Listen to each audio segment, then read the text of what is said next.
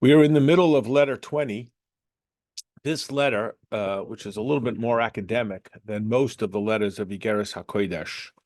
Most of the letters are much more of an appeal for some particular circumstance, but this letter is much more academic. And there's a lot of terms here, and I know that it's easy to get lost in the chaos of all of the data and the technical terms and the lingo and so forth. And I know that that can be a distraction, or it can be confusing, or a person can feel like, well, I can't follow all of this and so on. So I'm going to back up and talk a little bit about some of the things that we've talked about already, just to get a somewhat of a running start. A simple idea that we're all familiar with. Everybody recognizes that when you let go of your pencil, it falls. So we came along and we said, well, that's gravity. Oh, okay. What's gravity? Gravity means, well, that when you let go of your pencil, it falls. Well, I knew that. So how is my life better, or how am I more informed by giving a name to it? Well, because once I name it, I can start to work with it, and then I can hopefully build airplanes so that I don't fall down, and I can fly. Not because I'm ignoring gravity, because I work with gravity. The reason why I bring up that simplistic analogy is a lot of the things which the Alter Rebbe is speaking about in this letter, which are about how we go from the infinite Hashem to the finite physical routine behaviors, particularly in the realm of mitzvah observance, are a lot of things that we intuitively sense. Like we intuitively know that if I let go of the pencil, it falls down. And by the Alter Rebbe giving us terms and ways to identify and describe and list them, we are able to sort of work with them, understand them, and better appreciate exactly what's going on. Now, I'm going to sort of skip to the end in a certain sense, because by knowing where we're going, it will help us understand all the different stages along the way. There is a common sort of tension between mitzvah observance and Torah study. Now, of course, nobody is saying one instead of the other. The differentiating point is, where do we put the primary emphasis? Is it more about the mitzvah observance, or is it more about the Torah study? Now, again, we can find one quote that supports Torah study, because Torah study lifts us above the physical.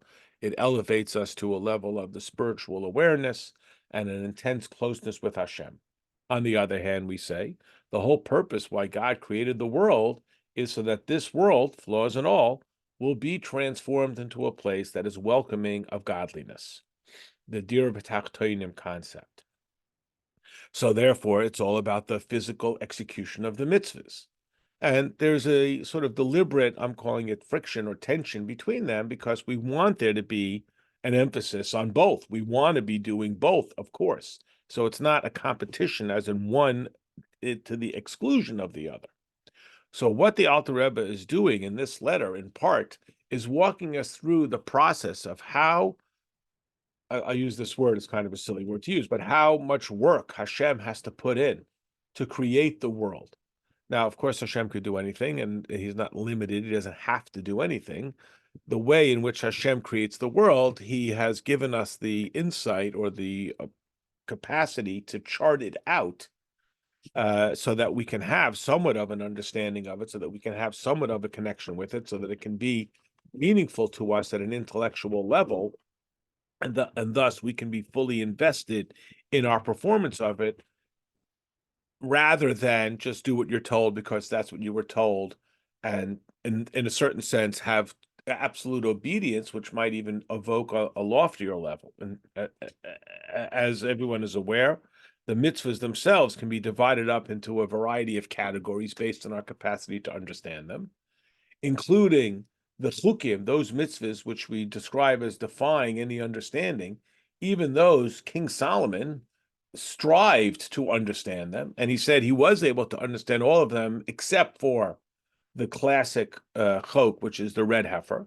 But he strived to understand it, which suggests that it's still within some realm of some degree of understanding. Now, it may not be the degree of understanding that we associate with physics. It may be more the degree of understanding that we associate with poetry.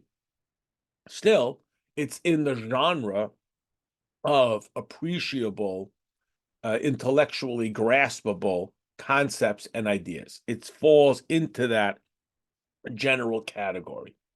And so we start to give terms to it, like my analogy with gravity, so that we can speak about it with some common understanding. And by understanding it, we can, I use this word sort of cautiously, manipulate it, not in a negative way, but we can work with it like we work with gravity to create airplanes so that we can fly without ignoring gravity. We're not saying that we don't believe in gravity or that we don't submit ourselves to gravity. We are not we are simply not allowing gravity to so completely strangle us that we cannot function and go forward with it. So we have introduced the ideas of oiros and kalim, and these are going to be common terms that we are going to encounter, and you'll encounter them throughout all the studies of Hasidus. They translate as oiros, or is the singular, is light, and keli is the vessel. Now, we've all, I assume, have maybe not, but have had the experience where we have a lot of or, that is, we are very worked up in a positive way, or even a negative way. We have a very strong feeling about something that we wish to express. And sometimes it's difficult for us, and we fumble from taking that intense emotion and articulating it and expressing it. I mean, and that is essentially what the skilled artist does, whether he's the piano player or the poetry writer, that they take a strong emotion and they direct it and channel it into something tangible and expressible and confinable and communicatable. So what is it that is communicating? Is it the or, the intensity, or is it the keli, which is the mechanism of expression?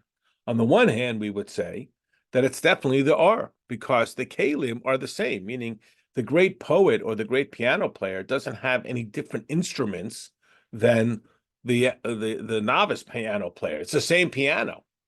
So the keli, the tool, the piano, in my analogy, is the same for everybody. So it's the or. But of course, the or, without its capacity to be generated and focused into the words of the poem or the keys of the piano, just becomes like a child, just incapable of expression.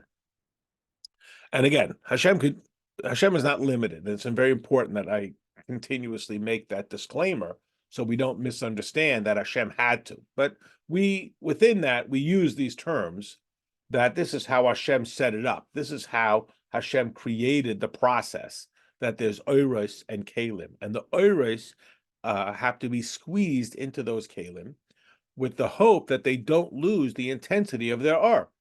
Meaning, we can have a concept that's so intense, and then when we express it, and the person who hears it is not that impressed. So here, the expressor, the speaker, the communicator, is extraordinarily charged with some deep emotional idea that moves them, that excites them, or that frightens them. And they attempt to communicate it to their friend, and either because the kalim don't truly express the or because they can't compress the or into the keli, the recipient on the other end is unimpressed. It's not meaningful to them. It's not scary to them. It's not exciting to them. It's not emotional to them. They're not uplifted by it. They're not moved by it.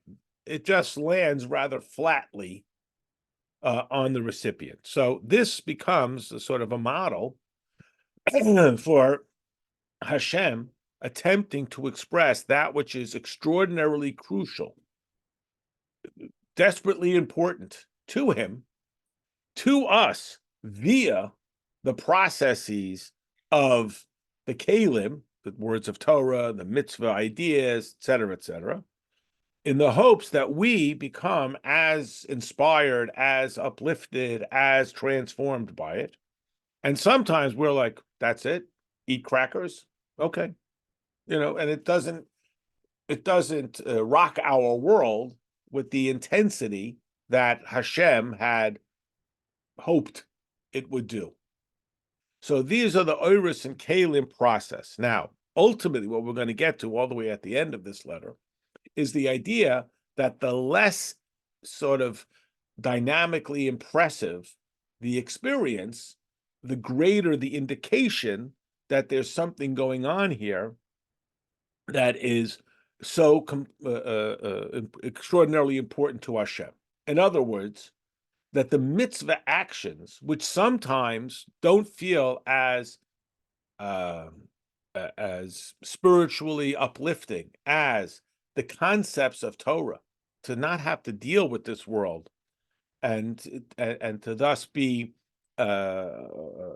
transported away from the physical, is where the whole objective of God's creation is focused and executed. Again, to use another pretty shallow, maybe imperfect, definitely imperfect, maybe even poor analogy, it's the idea of the salesman in contrast to the artist. So there's a certain attraction to the artistry. And the artistry, I'm not bogged down by such routine obligations as paying the electric bill. The salesman, and again, in our society, that itself is often somewhat dismissed. People, in part, become professionals so they don't have to become salesmen. They don't want to have to go out and sell their wares. They want people to come to them. And so, in part, we create this whole environment that you have to go to them as opposed to the salesman, and we sort of deride the idea of the salesman. Again, we're not here to discuss modern economic theory. Conceptually, the idea being that mitzvah actions can sometimes feel very pedestrian, in contrast to the detached spiritual sense of Torah study, which uplifts me way beyond the world that I have to deal with challenges and so on. And so the Kalim and the Oiros can seem to be bifurcated. And one of the messages that the Alter Rebbe is trying to bring home to us is that the Kalim are the ultimate illustration of the Oiros. So rather than thinking of the Kalim as some sort of nuisance that distracts me from the Oiros, we want to come to the awareness that the Kalim are the ultimate high fidelity expressor of the Oiros. And that's what brings us to that connection with Hashem. Okay, that's my very lengthy explanation. Here we go. Ach neshamas hamalachim. So I hope everyone can find it. I know everyone's got different prints of the different forms of Tanya, which is a wonderful thing, but sometimes it makes it hard to find what page we're on. So if you have the chitas indicators, it's the chitas of either the 3rd of Tishrei for a leap year or the 7th of Tishrei for a standard year. In lessons, the old lessons in Tanya, it's on 372. So the old print of the lessons in Tanya, it's 372. If you have the new print of the lessons of Tanya, it's a different one. If you anyone have the new print, and it's if you're on the online and so on. So hopefully everybody has it. Here we go. Ach neshamas hamalachim. The neshama of the malachim. Now again, we are familiar with this, but there may still be a little bit of a knee-jerk reaction. Oh, angels, they're really lofty. But we know that a mensch is higher than an angel. So we're not aspiring to be angels, although it feels that way, just as another, oh, he's an angel. We say it as some sort of compliment, where it's not really a compliment. I won't say it's an insult, but it's less than the neshama, which is a chelik elakami mal mamash, an actual part of God, and the angel is only an expression of God. It's not an actual part of God.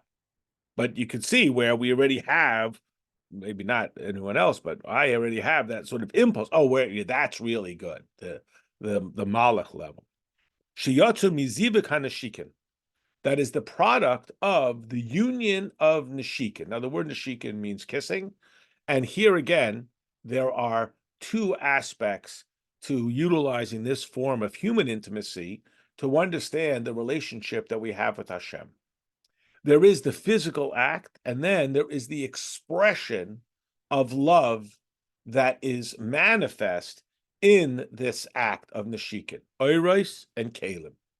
So there's a purely physical act, that's the keli, and then there is the physical being an expression of the emotional. That's an ashikin. Now here we're coming up with a lot of lingo, and I know it can be confusing and it feels very technical, but I think if we can sort of work it together piece by piece, we'll get it. So the neshama of a person comes from the union of the Zion Nukvin. I know this is a lot of lingo of Atzilus. Koidim shiyor libiyah, before they manifest themselves in biyah, in bria, yitzira, and asiyah. Now, clearly, we are using an analogy of human conception to help us understand the union between the infinite Hashem and the finite creation. So zivug, which is the word here meaning pairing or matching or cohabitation, produces something of a similar nature, right? So two human beings create another human being. Two cows create another cow. And again, this is an analogy for the expression of the light, the oiros, from the higher world into the lower keli, which produces a new form of identity. I know it's a lot of lingo, and we're going to go over it. All forms of zivug, that term represents an intense union, and thus they all exist within these levels. So here we go. Remember the essential concept of tzimtzum, which is it's the most basic element of understanding all of creation. How does an infinite God create a finite world? That is the ultimate theological question. And the answer is contained in the word tzimtzum. Now, the understanding of the concept of tzimtzum is where Hasidus really has an innovative approach that is markedly different than the other approaches. The common approach before the Baal Shem Tov basically was that God absents himself from this world. That tzimtzum means that God completely pulls away. God is in heaven. He creates this empty space, and in it, he puts the world, the universe, all of creation. Everybody, of course, acknowledges that God is the source of it, and God can do whatever he wants in it. But God is essentially separate from the world. That is the classic understanding of tzimtzum. The Baal Shem Tov is called tzimtzum in the literal sense. That's the way it's understood. The Baal Shem Tov came along and said, no, tzimtzum should not be understood literally. Tzimtzum is that Hashem creates the appearance of not being here, like a parent who's watching the child, but doesn't let the child see that the parent is there, so that the child can have personal growth and expression. Because if the parent is constantly holding the child's hand, the child never develops. And it's because the child thinks of himself as independent of the parent that the child's reaching out to the parent has meaning and significance, because he's not compelled to do it. He's not required to do it. Now, within these concepts of tzimtzum, it originates in Kabbalah. There is the nuanced stages that help us understand the process of how this tzimtzum goes. Now, the Alter Rebbe has alluded to this many times before. Hopefully, everybody recognizes it, and the Alter Rebbe has made it clear that we are not an academic text here purely to study the procedures of tzimtzum, rather to utilize the procedures of tzimtzum to help us understand our specific relationship with Hashem. Now, there are four primary stages called worlds, or we might call them stages of awareness of Hashem. How intensely aware are we of Hashem in those circumstances? And again, coming from Pesach, you may recognize the four sons follow the same idea. The Chacham is totally aware of Hashem. The Rosh starts to begin a sense of myself, or in the development of a child, the most intense level is the fetus within the mother is absolutely aware of the mother.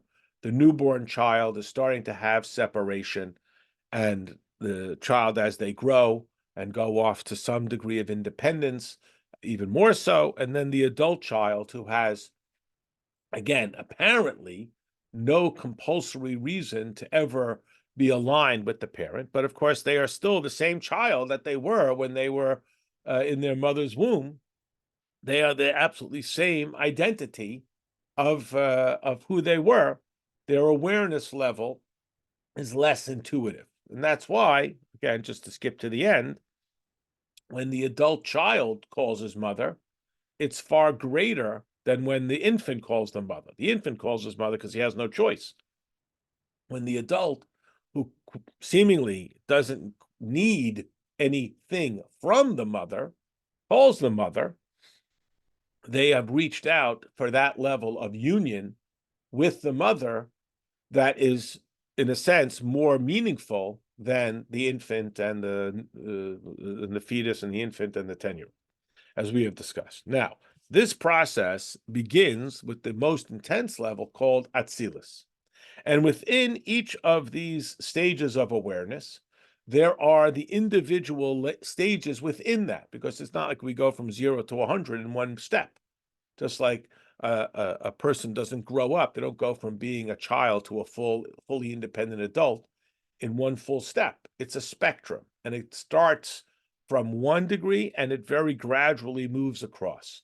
And it's not always so immediately noticeable. These stages are called the spheroids, which, like the English word for a sphere, are individually identifiable characteristics within a basic general idea of closeness, and so on. So we're starting to get as granular as we possibly can, always aware that you're never really going to get there, because ultimately we are talking about a concept that is infinite, and you're never going to really be able to pinpoint absolute finiteness within that which is kind of shaky and ambiguously such. So we made the point here with all of that introduction that it starts off of the Zun of Atzilus. Now, Zun is the Zayin Nukvin, the 7 receptive characteristics of the spheres. In the awareness level of Atzilus, there's total awareness. Atzilus means next to. So it suggests already that I exist and I am next to Hashem. So my whole identity is in alignment with Hashem. So not a lot of choice there. Of course, the vice president wants the president to be the president, because then they get to be vice president. So there's not a lot of choice going on there.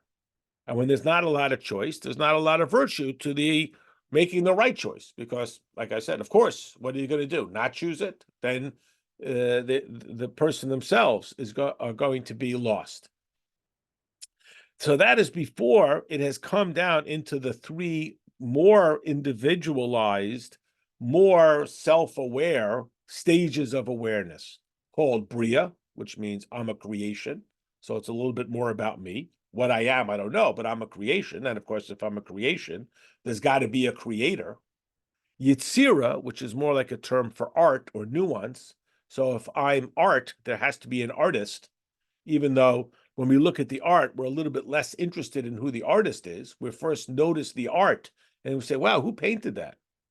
Only because we like the art are we interested in the artist. And then Asiya, which is I'm busy, I'm doing things that I want to do.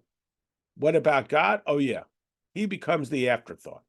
So again, the ultimate lesson being that if in that stage of awareness, where it's basically just me consumed with myself, I get over myself and I think about Hashem, and again, this doesn't seem to be anything compelling me to do that. When I do that, wow, now I've done something meaningful and remarkable.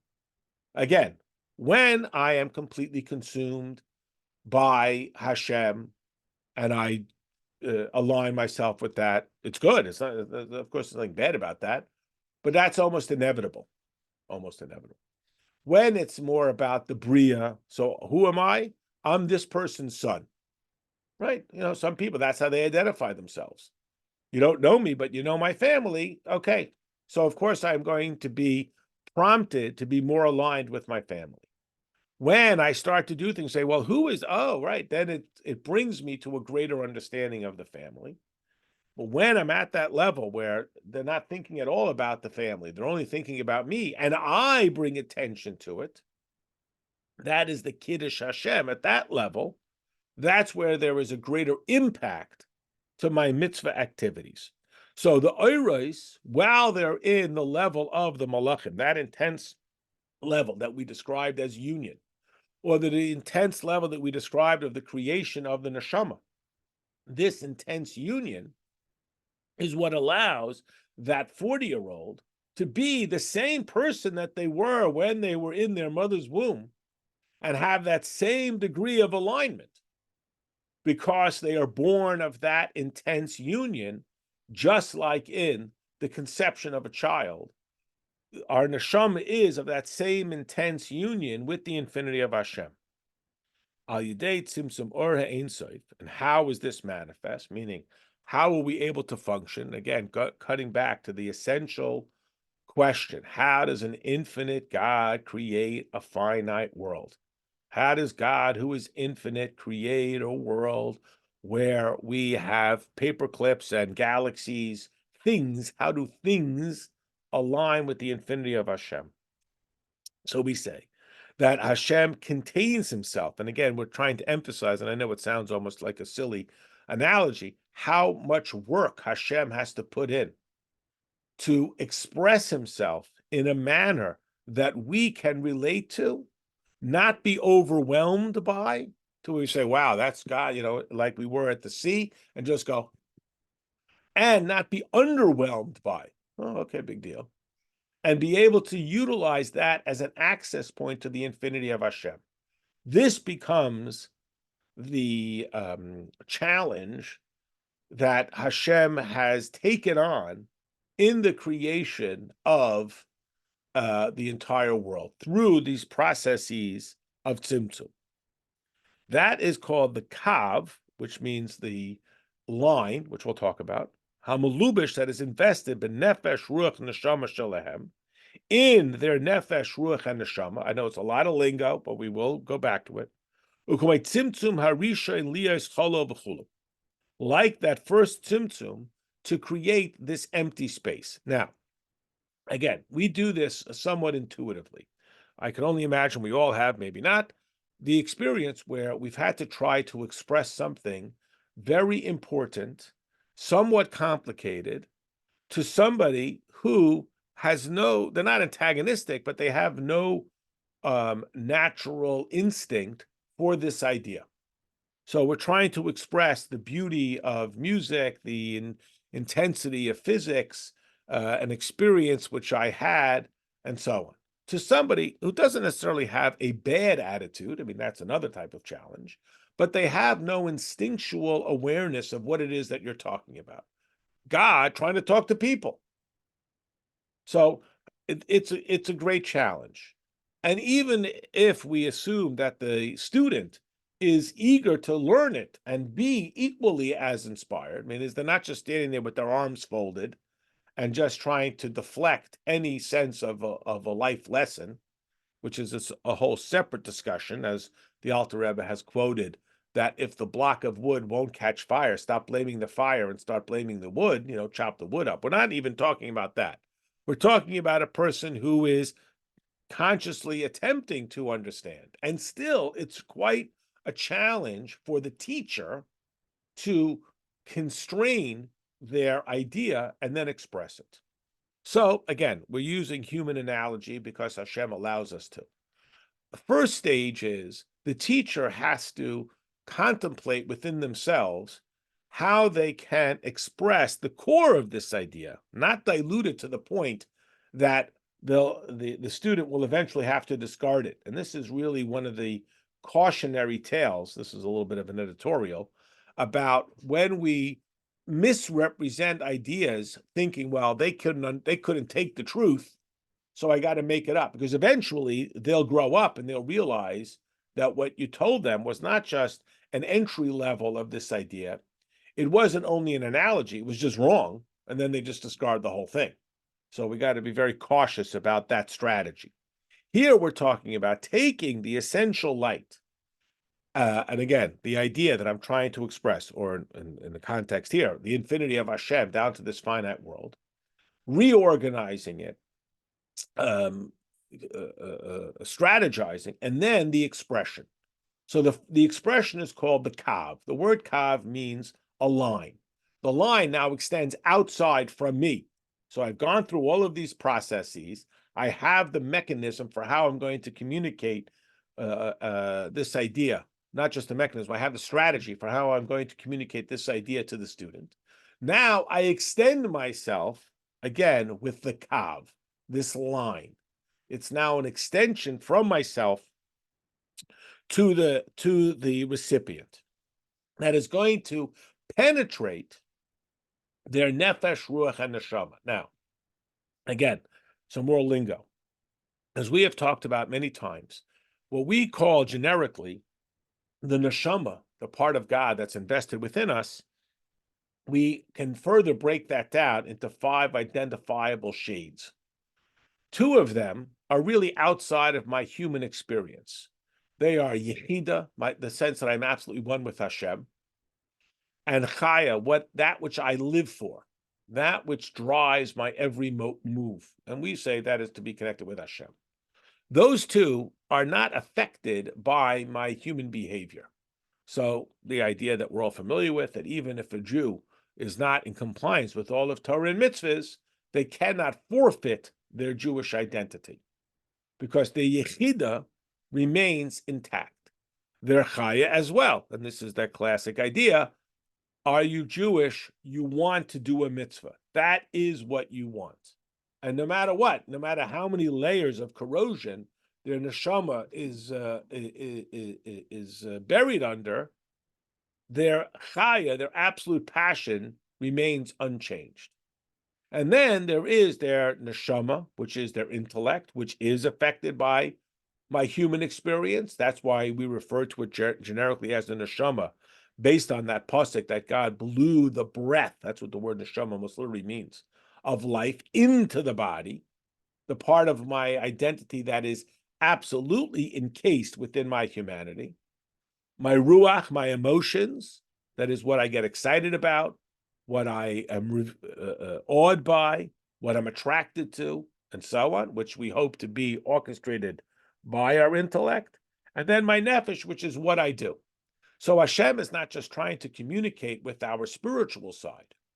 Again, in a certain sense, it would be easier if every mitzvah made no sense, because then we would simply park our humanity to the side and we would engage our spirituality by engaging our complete non-rational self. And then every time we would do a mitzvah, we would be completely invested because we would separate out our humanity. We would sort of that sort of idea of we leave God in shul, we go out into the world, then we come back to shul, and that we could compartmentalize our relationship with Hashem. In a way, that would be a lot simpler. But that's not what Hashem wants. Hashem doesn't just want some of our time and some of our resources and some of our behavior. He wants everything about us, including our, and we might say, not only say including, but primarily, and that's really the issue, our neshama, our intellect, our ruach, our character, and our behavior. So Torah study, which does, of course, engage the intellect, but it could become a detached academic. I can sit and study about something and not be emotionally moved by it and not change my behavior. It simply becomes a academic discussion that I can be a master of. And if there's one quote we heard more from the Rebbe than any other, it's a paraphrase from the first chapter of Pirkei Avos. It is not the discussion that is primary, it is the deed. Getting the job done, completing the circuit. So here Hashem is, again, I keep using this term, which is based on what the Alter Rebbe says, that Hashem goes through this tremendous effort to squeeze the infinity of his identity down to us, expressed in the Kav, into the mitzvah actions, in the anticipation, and I will say even the hope, that we will see the infinity of Hashem in those mitzvah actions and thus complete the entire circuit. This is similar to that first stage of the tzimtzum, which is referred to as the cholol, the hollowness. Now remember, in the literal interpretation of the tzimtzum, there is a literal empty space, that God just created an empty space, and he's not there. But in Hasidus, when we say empty space, what we mean is the opportunity for creation to perceive itself as being truly existent. Even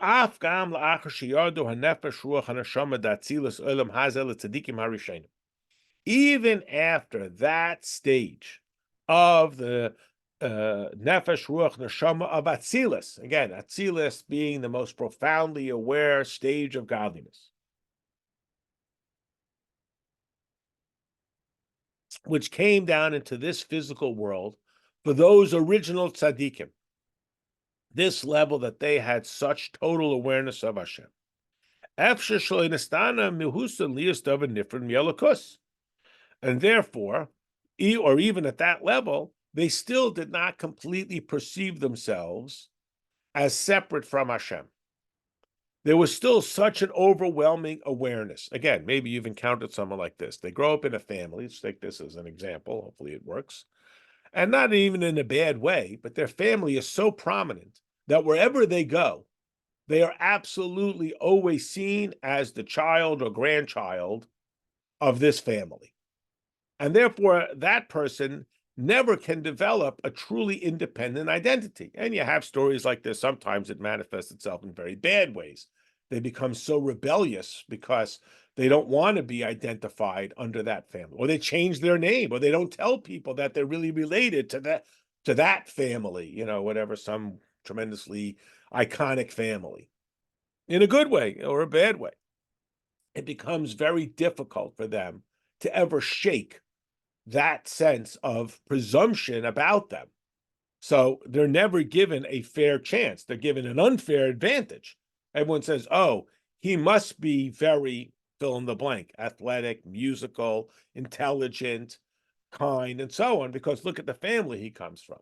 So it's not necessarily a burden, but the blessing itself can become a burden because they never are able to develop their own independent identity. Well, in a certain sense, that's what happens to these earliest tzaddikim. They never were able to really shake that overwhelming idea. And therefore, before they could ever sin, their whole identity evaporated. Now, whether this is like a reference to Hanoich in the very beginning of Bereshis, that Torah says he was so holy that God took him. And we ask, what is God taking him for? We need him down here. But he couldn't deal with this world. He was too pure a soul for this world. But another, again, identity being that there's no way this guy could ever go and shame that family. So he has to shake that identity. Again, in my analogy, he has to shake that identity before he can violate the standard of that family. The Karav Loimer Shagam Ha'alafim Veravavis Almin Diyasv Begulusa da Oirich Anpin Viza in an Almin Mamish Kain Hecholis Datzilus, Beginis Yesh. Al Kain Shamas Hamalachim Shiyotzmi Zivik Hanashikin, Benikru Almin the Gabi Beginis Hagogusa Bedikna. This is a lot of lingo, and I don't think it's worthwhile for us to get overly bogged down in all of its nuance. What the Alter Rebbe is saying here is, in this process of going from the infinite to the finite, we start to give identity and names and terms, like my analogy before with gravity, as a means of us being able to speak about them with some academic accuracy, with the ultimate goal of understanding what that leads to. Now, like operating the iPhone, it doesn't really matter if I understand all of the nuance of how it works as much as I understand how to operate it, which is, of course, the difference. I know if I push this series of buttons, I'll speak to my friend. Why it works that if I push this series of symbols, I get to do that, is important, but it's not crucial, because my goal is not to understand the engineering and the technology of it. My goal is simply to connect with whoever it is. I want to send them an email. I want to make a phone call, whatever it might be, et cetera, et cetera. That becomes my that's my concern. That's what I'm looking for. But it is valuable, especially if it starts to break, if I can understand what it is in the engineering, because then maybe I can fix it. So to use that as an entry point here, the Alter Rebbe is saying that based on this idea that by sinning they completely evaporate, or like my example, that if the person wants to separate from the family behavior and model, they have to separate first from the family. The Alter Rebbe is saying, well, based on that, this isn't really what we would call, quote, a world. It doesn't fall in that genre, because the idea of a world is that it has independence. I mean, as we know, I'm going to say this in a funny way. Fortunately, we don't evaporate when we sin. We are capable of sinning. I know that's not always seen as a plus, but that's what makes our mitzvahs valuable. Because if we were literally incapable of sinning, then doing mitzvahs wouldn't be all that meaningful or purposeful. So the ability to sin is an indication of the value of the mitzvah actions. Because again, if I can't sin, so what's the value that I don't sin? I can't. I'm literally incapable of doing it. How then can we apply the term world to such stages that are impossible to separate? Again, imagine a family, every parent wants to raise independent adults. But on the other hand, you don't want the child to, just figure it out on your own, and then they're not capable of doing it. So we create a little bit of practice runs where we give the children at least the illusion of being able to make decisions, but they can't really make decisions. They can decide whether they want to eat their sandwich at the kitchen table or the dining room table, but they don't really have the decision about whether they can eat their sandwich or not. That they have to do. So can we call that independence, or in our terminology, a world? No, but yes. It is relative to when the child is literally an infant and they're not given any choice. And then as they grow, we give them a choice. They want to wear the white shirt or the blue shirt, but they don't have total choice because they have to wear a shirt. So it's a procedural, and again, I like the word spectrum, whatever it is, that gives them at least the beginning of a sense of a taste of separation and independence and independent decision making. And this is what the Alter Rebbe say, that relative to what we call the Gugalusa, which translates as the skull, and the dikna, the beard, and again, the Kabbalistic terminology here is less important than the conceptual idea. It is meaningful and therefore valuable to refer to it as a world, a sense of independence, even though that independence is a little false, because at a certain point, well, you don't get to make that choice. You can choose the white one or the blue one, but you can't choose none of them. So limited choices are a form of worldness. However, in elikus mamish, it is not yet mamish godliness. And again, this becomes the challenge. God and godliness. The table is God, but it's only godliness because that's all we can see. What is the primary illustration of the distinction of God? Is, as indicated in the first pasuk of the Torah, the first thing we're told about God is that he creates. And only God truly creates. We can take pre-existing ideas or materials and reformulate them into something else, herbs and turn them into medicines, trees and turn them into tables, but we cannot create. Creation is the exclusive purview of Hashem. It turns a no thing into a something, a nothing into a something. Shel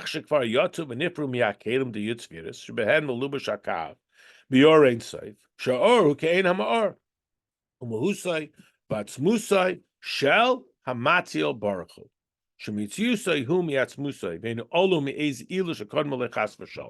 Okay, again, some terminology. the distinction between God and godliness is that God creates. Only God can create. Again, we can reorganize things, but once something has been separated from the kalim, again, the kalim being the identifiers that hold them together, of the 10 spheres, where the kav, which is the expression, like I'm trying to express an idea, and I organize it in my head, and I have a strategy, and now I start to explain it. And as every teacher has experienced, as you start explaining it, you have to react to the student's capacity to understand it. Otherwise, that's not just teaching, that's just talking out loud. If there's no interface and response and cooperation with the students. And that is this characteristic that reflects the light. Because again, we're not just making stuff up. Say, well, you can't understand math. I'll just give you something else instead. Or you can't understand this idea. I'll just make something up. And then, of course, that gets discovered as being false and the whole thing is dismissed. The true skill is I give it to you at the first grade level, to the second, to the third, so that when you become an adult, you see the common theme. You don't say, oh, in first grade, they lied to me. You say, in first grade, they introduced it to me. And this is the characteristic that comes from the matzil. Matzil means the one who expresses. Again, the first stage is the stage of atzilus. Next to the matzil is the one who is expressing it. That comes, and this is the key point, Hashem comes from himself. The question, what created Hashem? Hashem created the world. Who created God? Well, this is the point. As far back as you go, there has to be that which defies the idea of creation. Now, again, we all have heard 100 different arguments about science and Torah and so on. I would suffice it to say that science, at least in our applicable science, isn't really interested in the origin. It's interested in the application. That's what their interest is. What can we do with it now? And this was the distinction, like we've talked about with Avraham Avinu. Everybody had a God. Why they get so angry at Avraham? Because he had a different God. Because his point was, your gods are validated by their effectiveness. This God makes my crops grow. This God makes my children healthy. This God gives me what I need. And I'm telling you that we're here to see the level of God that exists independent of us. God isn't validated by his being the creator and the provider. God's identity is independently so. And ultimately, that means that our identity is not. Our identity is validated by its value. This is my doctor. This is my bus driver. What if you don't need the bus? Well, then as far as he doesn't really exist in my identity. I only want him to be there so that he'll drive me on the bus when I want to go on the bus. But Hashem's existence is mi'atzmusai, from his very being, not simply because of what he is able to provide for me in my pursuit of things. So he doesn't come from anything that prompts him, meaning Hashem is not the product of some necessity that has preceded him. And therefore, he, that is Hashem, in his atzmus, has the exclusive capacity for creation. So, let me just finish. From absolute non-existence. Nothing compels Hashem. Hashem doesn't have to do anything. We have compulsion, whether it's biological impulse, I'm hungry, I eat, or the very sense that I take up space or that I exist. Hashem has no compulsion. Nothing propels Hashem to exist. That is the logical imperative that only Hashem can create. Anything which is created by other things cannot be a creator itself. Because you keep going back. Well, what made that? Well, what made that? It's like any story. Why did you do that? Well, every story, in order to understand it, has to go back to the origin story, all the way back to Adam and Eve. This is what I like. Well, why do you like that? And what was about your parents? And back, all the way back to the beginning. Only Hashem doesn't have anything that compels him to be something other than himself. And that's why creation is the exclusive purview of the infinity of Hashem. Only Hashem can create, because he is not created by anything else. HaKodesh yayesh hazeh hanivra b'koich ein sof bal gvul amida. Naslabish or ein sof became the yutzvidas tatzilas u'misyachem misoichem matachas hayichud. So then, how does Hashem create? And again, we're all acknowledging that this is the way Hashem set it up. He doesn't have to do anything. But the way Hashem set it up is that his infinity became invested in the physical parameters, the kalim, of all of creation. And they become absolutely one with him. Ad iu v'garmu echad, as we mentioned earlier, that he and his absolute, what he creates, are one. Levroya behan, to create through them, bal yodim, and through this, bruyim baligvul v'tachlis, he creates entities that are measurable and have an ultimate purpose. And specifically by being expressed in the less aware stages, the Bria stage, the Yetzirah stage, and the Asiyah. Now, where is this all headed? Hopefully, we can sort of tie this together. It'll become evident later. Let's start from the beginning. We're saying now that creation is the most profound illustration of the unique characteristic of Hashem. Only Hashem can create. Now, of course, Hashem is not limited by creation. Hashem isn't only the creator. There's an important distinction here. Hashem is more than the creator, just like our parents existed even before we were born. Hashem is more than the creator. The distinctive characteristic is only Hashem can create. Ipso facto, when Hashem creates, he is illustrating the distinctive aspect of godliness. Thus, and this is really the kicker, the more finite the creation, the paperclip, more than the galaxy, is more illustrative of the distinctive infinity of Hashem. That Hashem creates at all is already what we call the Chiddush, the innovative, distinctive characteristic.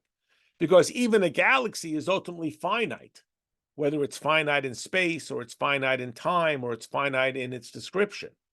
And to go from the infinity of Hashem to the finite is already an illustration of the distinction of Hashem. What becomes even more declarative of this is that Hashem creates the more particular, the paperclip, the blade of grass, the grain of sand.